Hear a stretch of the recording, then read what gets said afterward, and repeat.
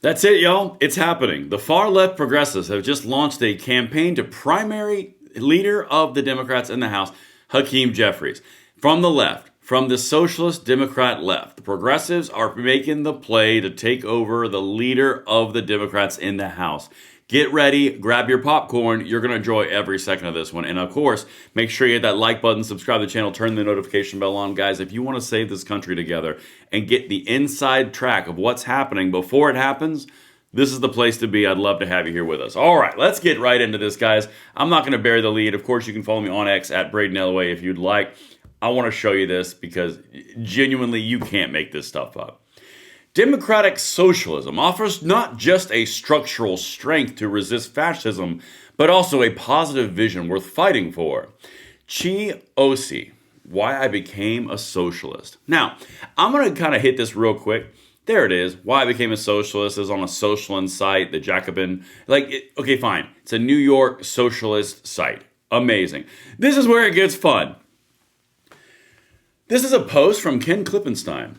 AOC has officially launched a primary campaign for Hakeem Jefferies' seat. As you can see right here, those are the article, the statement of organization, the House of Representatives, candidate principal campaign committee, incumbent Hakeem Jefferies. That is right here. Bing, bing, bing. They are going directly after the establishment of the Democrats, just like we've been talking about. Now, they are using the loss of the shutdown to fuel it. They're losing the growth of New York and socialism to fuel it. They're going after the Speaker of the minority party, the Democrats, from the far left progressive wing. Guys, this is the epitome of you better take out the king before the king takes you out. In other words, if you go after the king, don't miss. Hashtag Trump election. Just saying. All right, let's keep on going. Watch this. This is from Axios. New AOC, an ally of Mamdani, has filed paperwork to challenge Jefferies from the left. Okay, from the left. Y'all, ally of Mamdani, going after the speakership seat, or the minority leader's seat in the Democrat Party, Hakeem Jefferies, in New York, where there is a socialist bent going on. They are actively going after the head and the brainstem of the Democrat establishment. You already saw them go after Chuck Schumer. You're seeing them now go after Hakeem Jefferies. I'm not just making this stuff up, y'all, and this directly affects all of you. And here's why it affects all of you. And I touched on this in a short I did earlier today. If you get the far left progressive socialists take over the Democrat Party, right, and the parasite becomes the host, far left socialist parasite progressives over here, DNC, the establishment, that's the power brokers. That's the host, that's the parasite. If the parasite takes over and that becomes the Socialist Party, every single thing that you care about on the conservative side, on the 2A side, on the border side, on the economic side, on the policy side, on the taxes side, every single thing that you care about shifts further to the left because the Democrats are going to push it further to the left. Now, in one argument, I'm going to actually go big for this. You could actually make the argument that that's going to lead to more wins on the right side of the aisle. I would personally make that argument very, very voraciously. It's a very good argument because the farther left you go, the more you're going to piss off the middle. Just like if you go far to the right, you're going to piss off the middle. It's the same concept. The middle doesn't like extremes in either direction, and you can't win without the middle. That is pure and simple politics 101. You have the independents, you have the whole ball of wax. That's why you saw the entire Trump coalition be made up of blue-collar minorities and all the different groups they cobbled together is why it was such a resounding victory. But if you have this going on right here in the Democrat Party and the far-left progressives are going after Hakeem Jefferies, you're talking about a full-on seizure of the realm of power, or the reins of power, rather, on the progressive Democrats over the DNC. Let's keep on going. I'm going to show you all of the support they're getting online. Nina Turner, again, socialist progressive. You cannot support progress and support Representative Jefferies, one or the other. Nina Turner, again, you're going to see AOC pop up, all of them pop up. If Leader Jefferies faces a primary challenge from a progressive, every progressive in office should get on board. His leadership helped lead to a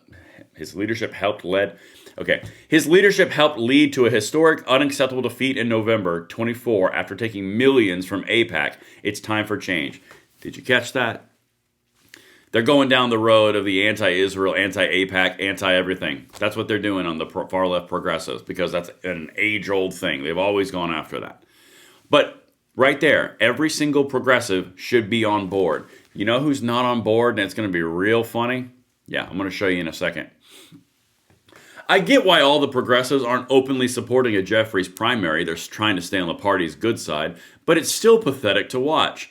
AOC says Jefferies' primary challenge is not a good idea. Look, they've lost AOC in this push. They know what they're doing is a very dangerous gambit on the far left progressive left. They are trying to take over the DNC, and they're trying to do it aggressively by taking over Hakeem Jefferies' seat, taking him out, and taking out Chuck Schumer. I'm about to show you even more clips that supplement and buttress this point. Here's what AOC said. Quote, I certainly don't think a primary challenge to the leader is a good idea right now. Now, I'm going to pose a quick question to you guys. This is the exact same woman who just went on an entire tirade on CNN over the last week before the Epstein shift about how the Democratic leadership is at a point where we need more progressives in office, where we need to get more progressives across the board, where the Democrat establishment is threatened, is wounded. And now all of a sudden, I don't think a primary challenge to the leader is a good idea right now. Really? Because your boyfriend, Mom Donnie, just did it. And this guy is directly aligned politically with Mom Donnie. And he's going after Hakeem. The Socialists are trying to take over. And AOC is bucking the party line. Why would she do that unless she, I don't know, had political aspirations where she actually needed to stay tied to the Democrat establishment in this whole game? It's just a game.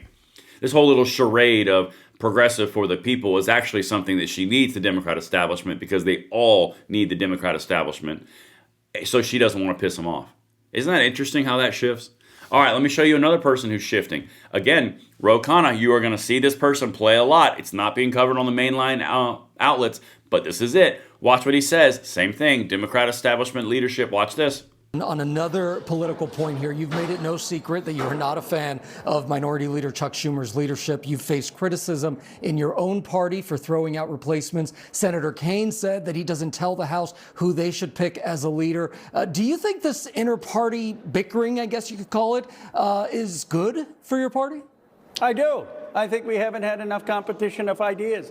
I think we've had an establishment that for too long has tried to control who should lead or who should run.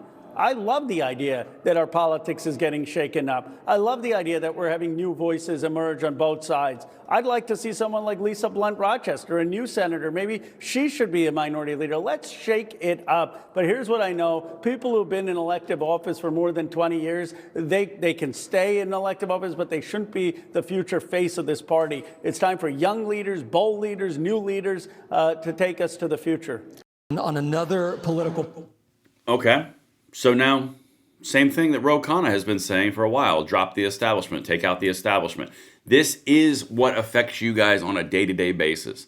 All the stuff that's ancillary that happens with this one push, with this one piece of legislation, with this one idea, it's all background to the overall big macro picture. The far left progressives are trying to take over the Democrats, which is going to take every single item that you care about and pitch it farther to the left. That's why we're fighting these topics. That's why we're covering these things. Because if the far left progressives take over the DNC, you are going to be in a position with a lot more extremes against things that you care about. Insert whatever you care about. That's why we cover these things. All right, let me show you a couple more things. Again, the knives are out. They're not playing any games. Osei Chai, I need to figure out how you guys say the guy's name. Osei Chi, I'm going to say that, is set to primary AIPAC's rep, Hakeem Jefferies, in New York. $1.7 million from the pro-Israel lobby. You guys seeing this? It is literally 2024 all over again. All right. Another Nina Turner hit. A leader of a Democratic Party that not only lost to Trump, but the popular vote for the first time in 20 years needs to go. And this is the big point of this episode. You are watching the progressives try to take over the power, soul, brain, and energy of the Democrat elite, of the Democrat establishment. I don't know if they're going to be able to do it, but we are going to grab our popcorn. We're going to watch the entire time. And while they do it, we are going to save our country and grind on the things that matter to us, because this is the type of stuff that you do the groundwork ahead of time and you reap benefits later on, like, I don't know, say 12 months from now. And that's what I've got for you guys. Let me know what you think in the comments below. I'll see you in the next one. I'm Braden. Later.